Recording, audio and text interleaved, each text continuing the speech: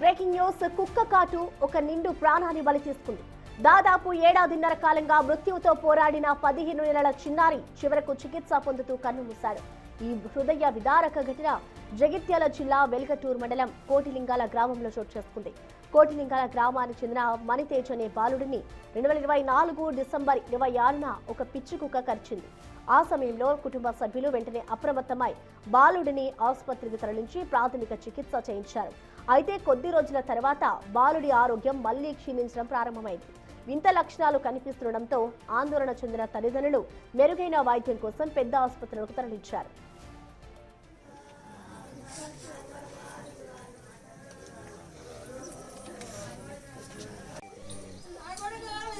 ఇట్లాంటివి న్యూస్లు వేసుడేది కంపల్సరీ.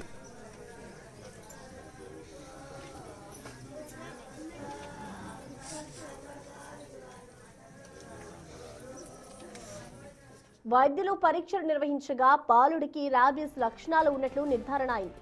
అప్పటి నుండి చిన్నారి ప్రాణాలను కాపాడుకునేందుకు కుటుంబ సభ్యులు పడరాని పాట్లు పడ్డారు. దాదాపు 15 నెలల పాటు వివిధ ఆసుపత్రుల చుట్టూ తిరుగుతూ బాలుడికి చికిత్స అందించారు. బిడ్డను బతికించుకోవాలనే తపనతో ఆ కుటుంబం సుమారు 60 నుండి 70 లక్షల రూపాయల వరకు ఖర్చు చేసింది. ఇంత భారీ మొత్తంలో డబ్బు ఖర్చు చేసినా సుదీర్ఘ కాలం పాటు పోరాడినా ఫలితం దక్కలేదు. చిన్నారి మణితేజ్ చికిత్స పొందుతూ తుది శ్వాస విడిచాడు. చిన్నారి మృతితో కోటిలింగాల గ్రామంలో విషాదం నెలకొంది. కళ్ల ముందే ఆడుకోవాల్సిన బిడ్డ విగత జీవిగా మారడంతో తల్లిదండ్రులు కన్నీరు మున్నీరుగా వినిపిస్తున్నారు.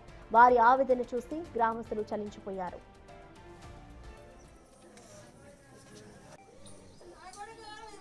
ఇట్లాంటివి న్యూస్లు వేసుడేది కంపల్సరీ.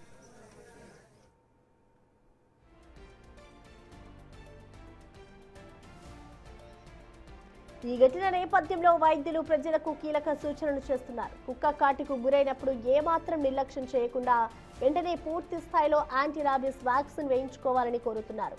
చిన్నపాటి గాయమే కదా అని వదిలేస్తే అది ప్రాణాంతక ర్యాబీస్ గా మారే ప్రమాదం ఉందని హెచ్చరిస్తున్నారు.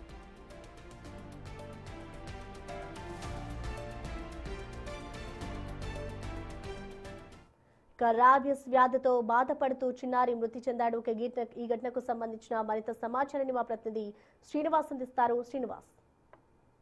జగిత్యాల జిల్లా వెల్గటూరు మండలం కోటిలింగాల గ్రామానికి చెందినటువంటి మణితేజ్ అనేటువంటి బాలుని డిసెంబర్ 2024 డిసెంబర్ 26న కుక్క కాటేసింది. అయితే మొదట బాలుడిని కుటుంబ సభ్యులు ఆసుపత్రికి తీసుకెళ్లి చికిత్స చేయించారు. తర్వాత కొద్ది రోజులుగా బాలుడికి ఆరోగ్య సమస్యలు ఎక్కువ కావడంతో మళ్ళీ ఆసుపత్రికి తరలించారు. అయితే వైద్య పరీక్షలు నిర్వహించిన తర్వాత బాలుడికి రేబీస్ లక్షణాలు కనిపించాయని చెప్పి డాక్టర్లు చెప్పడంతో దాదాపుగా 15 నెలల నుంచి కూడా బాలుడు వింత ప్రవర్తన చేస్తూ కూడా ఇటు ఏదైతే కుక్క కాటు వల్ల ఆ శునకం ఏ విధంగా ప్రవర్తిస్తుందో ఆ విధంగా ప్రవర్తించి చివరికి 15 నెలలు కూడా చికిత్స పొందుతూ చివరికి బాలుడు మృతి చెందినటువంటి పరిస్థితి కనబడుతుంది.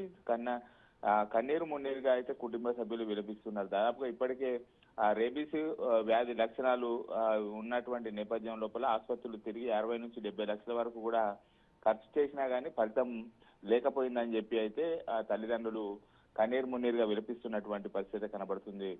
ఇటీవల కాలం లోపల ఈ కుక్క కాటు వల్ల రేబీస్ లక్షణాలు ఎక్కువ కావడంతో ఇటు వింతగా ప్రవర్తిస్తున్నటువంటి సంఘటనలు అనేకము వెలుగులోకి చూస్తున్నాయి. తాజాగా బాలుడు 15 నెలలు చికిత్స పొందినా గానీ ఆ రేబీస్ వ్యాధి లక్షణాలు తగ్గపోతే మృతి చెందినటువంటి పరిస్థితి కనబడుతుంది మనకు. Okay Srinivas, thank you.